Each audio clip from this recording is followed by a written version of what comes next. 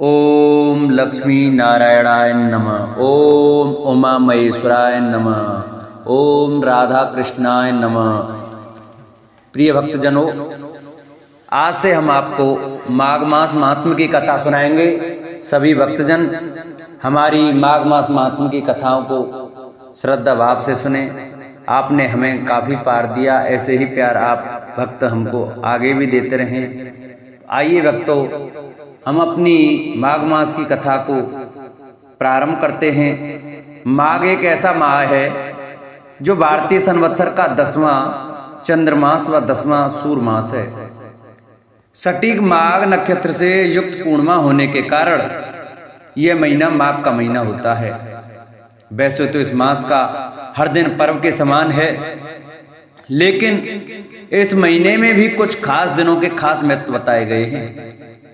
ब्रह्मा, विष्णु, महेश, आदित्य, मेरुदगढ़ तथा अन्य सभी देवी देवताओं के माघ में संगम स्नान करने की मान्यता है कि प्रयाग में माघ मास में 3 बार स्नान करने का फल 10,000 अश्वमेध यज्ञ से भी अधिक होता है। पूरे महीने माघ स्नान करने वाले उपदेश पर भगवान विष्णु रहते हैं और उन्हें सुख, सौभाग्य, संतान, धन और मोक्ष प्रदान करते हैं। यदि सकाम भाव से माघ स्नान किया जाए तो मनवांछित फल की सिद्धि होती है और निष्काम भाव से स्नान आदि करने पर मोक्ष प्राप्ति होती है, ऐसा शास्त्रों में बताया गया है।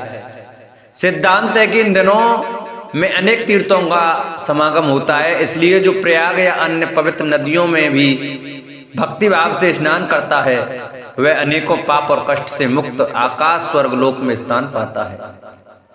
श्री रामचरितमानस में बालकांड में लिखा है, माघ मकर गति रवे जब होई, तीरथ पतई एव सब कोई। गौतम ऋषि द्वारा शापित इंद्रदेव को भी माघ स्नान के कारण शाप से मुक्ति मिल गई थी। माघ मास में जो पवित्र नदी स्नान करता है उसे एक विशेष ऊर्जा प्राप्त होती है, जिससे उसका शरीर निरोगी और आध्यात्मिक शक्ति से प्राप्त हो जाता है। महाभारत निर्देश पर्व अध्याय 106 के अनुसार माघम तु नियतो मास में एक भक्तेन या क्षिपेत श्रीमत कुले ज्ञात में सामहत पद्धति। अर्थात जो माघ मास में नियम के अनुसार एक समय भोजन करता है वह धनवान कुल में जन्म लेकर अपने कुटुंबनों में महत्व प्राप्त करता है। पद्म पुराण उत्तर पर्व में कहा गया है, ग्राणाम च यथा सूर्यो नक्षत्राणा यथा शशि मासा नाम च तथा माघ श्रेष्ठ सर्वेषु कर्मेषु। अर्थात जिस प्रकार राशियों में सूर्य और नक्षत्रों में चंद्रमा श्रेष्ठ है, उसी प्रकार महीनों में माघ मास श्रेष्ठ है। माघ में मूली का त्याग करना चाहिए। देवता पितर को भी मूली अर्पण न करें। माघ में तिलों का दान अवश्य करना चाहिए। विशेष रूप से तिलों से तांबे का पात्र दान करना चाहिए। माघ मासे तिलान यस्तु ब्राह्मणेभ्य पृच्छति सर्वसव सत्व समीकरणम नरकम सन पश्यति। जो माघ मास में ब्राह्मणों को तिल दान करता है वह सभी जंतुओं से मिले नरक के दर्शन नहीं करता। श्री हरि नारायण को माघ मास अत्यंत प्रिय है। वस्तुतः यह मास प्रातः स्नान, माघ स्नान, कल्पवास, पूजा, जप, तप, अनुष्ठान, भगवत भक्ति, साधु संतों की कृपा करने का उत्तम मास है। माघ मास के सानिध्य का वर्णन करते हुए महामुनि ने कहा था, जिस प्रकार चंद्रमा को देखने से कमलनी और सूर्य को देखने से कमल प्रफुल्लित और पल्लवित होता है, उसी प्रकार माघ मास में साधु संत सानिध्य से मानव बुद्धि से पुष्पित पल्लवित होता है और नवीनीकृत है। जीव को आत्मज्ञान की प्राप्ति होती है। माघ मास महात्म्य का प्रथम अध्याय। सौनकादि ऋषियों ने कहा, लोमहर्षण सूत जी, अब हमें माघ का महात्म्य सुनाइए, जिसको सुनने से लोगों को मान संशय दूर हो जाए। सूत जी बोले, मुनिवरों, आप लोगों को साधुवाद देता हूं। आप भगवान श्री कृष्ण के शरणागत भक्त हैं, इसलिए प्रसन्नता और भक्ति के साथ आप लोग बार बार भगवान की कथाएं पूछा करते हैं। मैं आपके कथानुसार माघ मास महात्म का वर्णन करूंगा। जो अरुणोदय काल में स्नान करके इसका श्रवण करते हैं उनके पुण्य की वृद्धि और पाप का नाश होता है। एक समय की बात है, राजाओं में श्रेष्ठ महाराज दिलीप ने यज्ञ का अनुष्ठान पूरा करके ऋषियों द्वारा मंगल विधान होने के पश्चात अब व्रत स्नान किया। उस समय संपूर्ण नगरवासियों ने उनका बड़ा सम्मान किया। तदंतर राजा अयोध्या में रहकर प्रजाजनों की रक्षा करने लगे। वे समय समय पर वशिष्ठ जी की अनुमति लेकर प्रजा वर्ग का पालन किया करते थे। एक दिन उन्होंने वशिष्ठ जी से कहा, भगवान, आपके प्रसाद से मैंने आचार, दंड नीति, नाना प्रकार के राजधर्म, चारों वर्णों और आश्रमों के कर्म, दान की विधि, यज्ञ के विधान, अनेकों व्रत, उनके उद्यापन तथा भगवान विष्णु की आराधना आदि के संबंध में बहुत कुछ सुना है। अब माघ स्नान का फल सुनने की इच्छा है। मुझे इस विधि से इसको करना चाहिए, वह मुझे बताइए। वशिष्ठ जी ने कहा, राजन, मैं तुम्हें माघ स्नान का फल बतलाता हूं, सुनो। जो लोग होम, यज्ञ तथा इष्टापूर्त कर्मों के बिना ही उत्तम गति प्राप्त करना चाहते हो, वे माघ में प्रातःकाल वहार के जल में स्नान करें। जौ, गौ, भूमि, तिल, वस्त्र, स्वर्ण और धान्य आदि वस्तुओं का दान किए बिना ही स्वर्ग लोक में जाना चाहते हो, वे माघ में सदा प्रातःकाल स्नान करें। जो 3-3 रात तक उपवास, कृच्छ्रु और पराग आदि व्रतों के द्वारा अपने शरीर को सुखाए बिना ही स्वर्ग पाना चाहते हो, उन्हें भी माघ में सदा प्रातःकाल स्नान करना चाहिए। बैसाख में जल और अन्न का दान उत्तम है। कार्तिक में तपस्या और पूजा की प्रधानता है तथा माघ में जप, होम और दान, ये 3 बातें विशेषते हैं।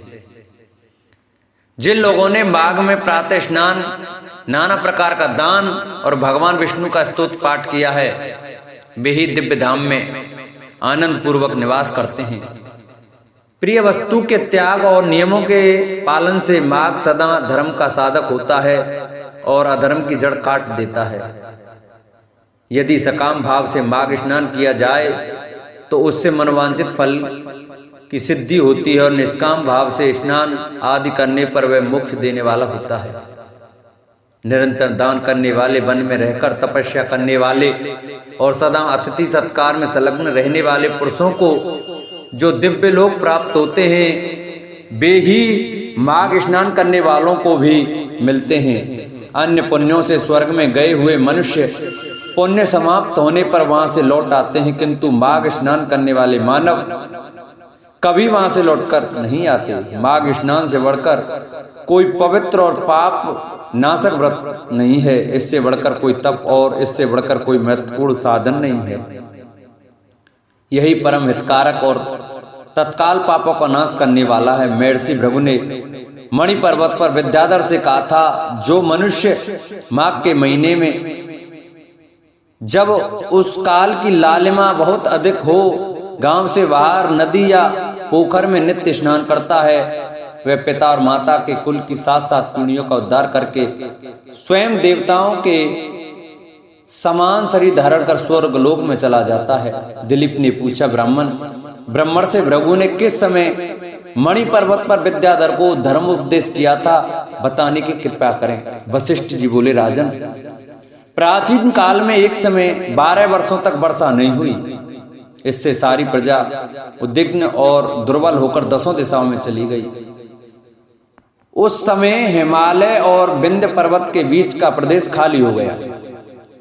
स्वदा, वसटकार और वेदाध्ययन सब बंद हो गए। समस्त लोक में उपद्रव होने लगा। धर्म का तो लोप हो ही गया था, प्रजा का भी अभाव हो गया। भूमंडल पर फल, मूल, अन्न और पानी का बिल्कुल कमी हो गई। उन दिनों नाना प्रकार के वृक्षों से आच्छादित नर्मदा नदी के रमणीय तट पर महर्षि भृगु का आश्रम था। वे उस आश्रम से शिष्यों सहित निकलकर हिमालय पर्वत की शरण में गए। वहां कैलाशगिरी के पश्चिम में मणिकूट नाम का पर्वत है, जो सोने और रत्नों का ही बना हुआ है। उस परम रमणीय श्रेष्ठ पर्वत को देखकर अकाल पीड़ित ब्रह्मर्षि भृगु का मन बहुत प्रसन्न हुआ और उन्होंने वहीं अपना आश्रम बना लिया। उस मनोहर शैल पर वनों और वनों में रहते हुए सदाचारी भृगु ने दीर्घकाल तक भारी तपस्या की। इस प्रकार जब ब्रह्मर्षि भृगु जी वहां अपने आश्रम पर निवास करते थे, एक समय एक विद्याधर अपनी पत्नी के साथ पर्वत से नीचे उतरा। वे दोनों मुनि के पास आए और उन्हें प्रणाम करके अत्यंत दुखी हो एक ओर खड़े हो गए। उन्हें इस अवस्था में देख ब्रह्मर्षि ने मधुर वाणी से पूछा, विद्याधर, प्रसन्नता के साथ बताओ, तुम दोनों इतने दुखी क्यों हो? विद्याधर ने कहा, द्विश्रेष्ठ, मेरे दुख का कारण सुनिए। मैं पुण्य का फल पाकर देवलोक में गया। वहां देवता का शरीर, दिव्य नारी का सुख और दिव्य भोगों का अनुभव प्राप्त करके भी मेरा मुंह बाघ का सा हो गया। न जाने यह किस दुष्कर्म का फल उपस्थित हुआ है। यही सोच सोचकर मेरे मन को शांति कभी नहीं मिलती। ब्रह्मन एक और भी कारण है जिससे मेरा मन व्याकुल हो रहा है। यह मेरा कल्याणमयी पत्नी बड़ी मधुर भाषणी तथा सुंदरी है। स्वर्गलोक में शील, उदारता, गुण समूह, रूप और यौवन की संपत्ति द्वारा इसकी समानता करने वाली एक भी स्त्री नहीं है। कहां तो यह देवमुखी सुंदरी रमणी और कहां मेरे जैसा व्याघ्रमुख पुरुष। ब्रह्मन में इसी बात की चिंता करके मन ही मन सदा जलता रहता हूं। भृगु जी ने कहा, विद्याधर श्रेष्ठ, पूर्व जन्म में तुम्हारे द्वारा जो अनुचित कर्म हुआ है वह सुनो। निषिद्ध कर्म कितना भी छोटा क्यों ना हो, परिणाम में वह भयंकर हो जाता है। तुमने पूर्व जन्म में माघ के महीने में एकादशी को उपवास करके द्वादशी के दिन शरीर में तेल लगा लिया था। इसी से तुम्हारा मुंह व्याघ्र के समान हो गया। पुण्यमयी एकादशी का व्रत करके द्वादशी को तेल का सेवन करने से पूर्व काल में इलानंदन पुरुरवा को भी कुरूप शरीर की प्राप्ति हुई थी। वे अपने शरीर को कुरूप देख उसके दुख से बहुत दुखी हुए और गिरिराज हिमालय पर जाकर गंगा जी के किनारे स्नान आदि से पवित्र हो प्रसन्नता पूर्वक कुशासन पर बैठे। राजा ने अपनी संपूर्ण इंद्रियों को वश में करके हृदय में भगवान का ध्यान करना आरंभ किया। उन्होंने ध्यान में देखा, भगवान का श्री विग्रह नूतन नील मेघ के समान श्याम है। उनके नेत्र कमल दल के समान विशाल हैं। वे अपने हाथों में शंकर, चक्र, गदा और पद्म धारण किए हुए हैं। उनका श्रीअंग पीतांबर से ढका है। बक स्थल में कौस्तुभ मणि अपना प्रकाश फैला रही है तथा वे गले में बनमाला धारण किए हुए हैं। इस प्रकार श्रीहरि का चिंतन करते हुए राजा ने प्राणवायु के मार्ग को भीतर ही रोक लिया और नासिका के अग्रभाग पर दृष्टि जमाए कुंडलिनी के मुख को ऊपर उठाकर स्वयं सुषुम्ना नाड़ी में स्थित हो गए। इस तरह एक मास तक निराहार रहकर उन्होंने दुष्कर तपस्या की। इस थोड़े दिनों की तपस्या से ही भगवान संतुष्ट हो गए।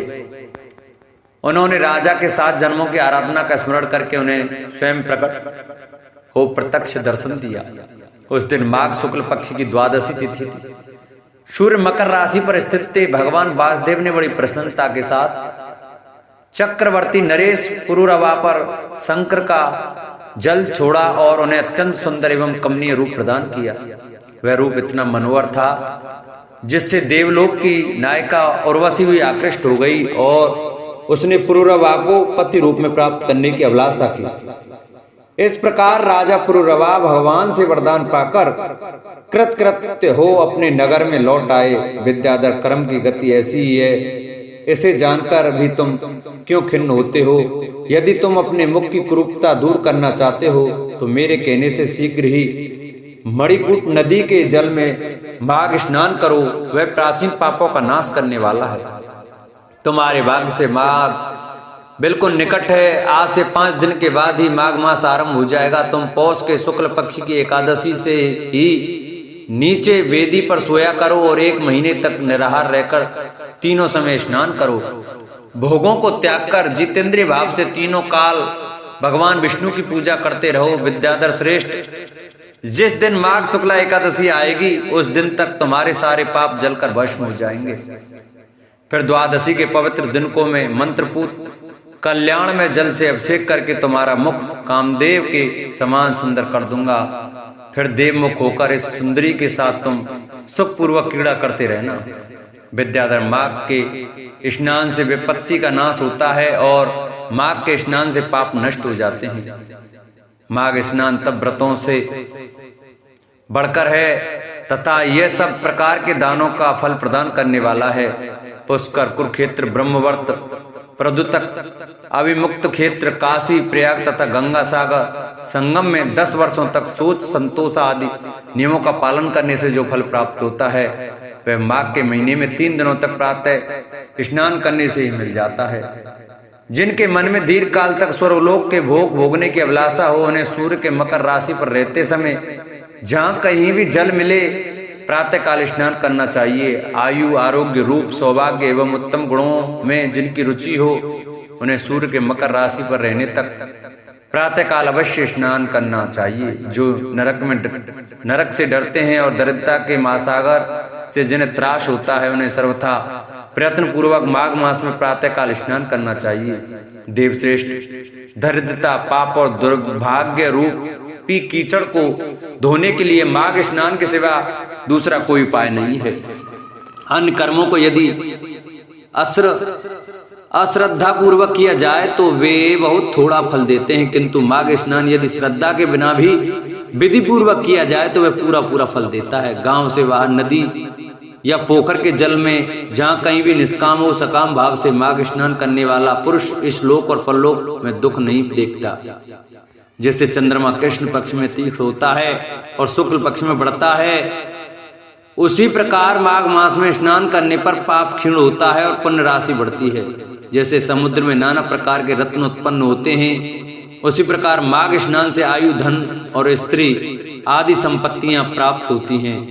जैसे कामधेनु और चिंतामणि मनोवांछित भोग देती हैं, उसी प्रकार माघ स्नान सब मनोरथों को पूर्ण करता है। सतयुग में तपस्या को, त्रेता में ज्ञान को, द्वापर में भगवान के पूजन को और कलयुग में दान को उत्तम माना गया है, परंतु माघ का स्नान सभी योगों में श्रेष्ठ समझा गया है।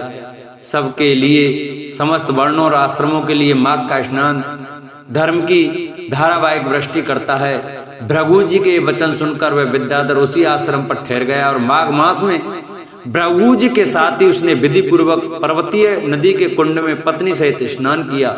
ब्रह्मर्षि भृगु के अनुग्रह से विद्याधर ने अपना मनोरथ प्राप्त कर लिया।